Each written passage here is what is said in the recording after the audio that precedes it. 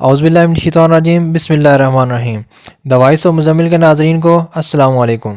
دوستو، اگر آپ نے ہمارا channel the voice of Muzammil subscribe نہیں کیا تو نیچے موجود لال رنگ کے الفاظ کو دبا کر سبسکرائب کر لیجئے اور گھنٹی کے آپشن کو ضرور دبائیے گا تاکہ ہماری ہر آنے والی نئی ویڈیو آپ تک بر وقت پہنچ سکے۔ ناظرین، ایک مرتبہ اللہ تعالیٰ کی قدرت کاملہ سے دریائے نیل کا پانی خشک ہو گیا۔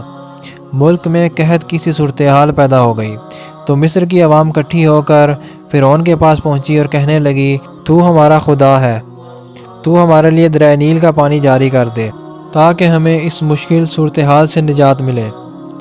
یہ سن کر فرعون ایک میدان کی طرف چل پڑا۔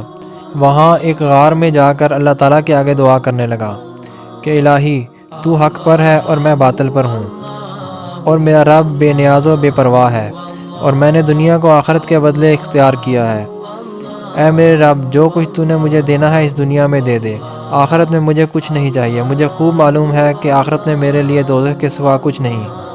اور جب وہ دعا سے فارغ ہوا تو غار کے منہ پر ایک شخص آیا اور فرعون سے کہنے لگا کہ ایک شخص کی شکایت لے کر آیا ہوں، تم اس کا انصاف کر دو۔ فرعون بولا، کل صبح دربار میں آنا، میں وہاں انصاف کر دوں گا۔ مگر اس شخص نے وہیں انصاف کا تقاضا کیا۔ ابھی یہ بات ہو ہی رہی تھی کہ دریائے نیل کا پانی چل پڑا۔ فرعون خشک ہو کر کہنے لگا کہ اے نوجوان، تم کیا چاہتے ہو؟ نوجوان بولا، جو بندہ اللہ تعالیٰ کی نافرمانی کرے اور اس کے حکم کو بھی تسلیم نہ کرے اور اللہ تعالیٰ اس بندے پر مہربانی کرے تو تم مجھے بتاؤ کہ اس کی سزا کیا ہے۔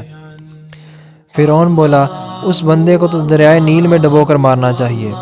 اس نوجوان نے یہ جواب سن کر کہا، بہت اچھا، آپ مجھے اس کو لکھ کر دے دیں تاکہ سند رہے۔ فرعون بولا، میرے پاس تو قلم دوات نہیں ہے۔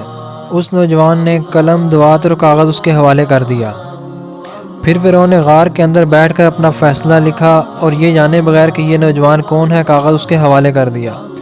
وہ نوجوان یہ دستاویز لکھوا کر نظروں سے غائب ہو گیا۔ دراصل وہ جبرائیل علیہ السلام تھے۔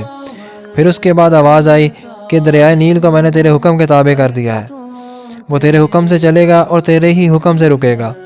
جب لوگوں نے فرعون سے یہ کرامت دیکھی تو وہ فرعون کی تعریف کرتے ہوئے سجدے میں گر پڑے اور اس کی ربوبیت کا اقرار کر لیا۔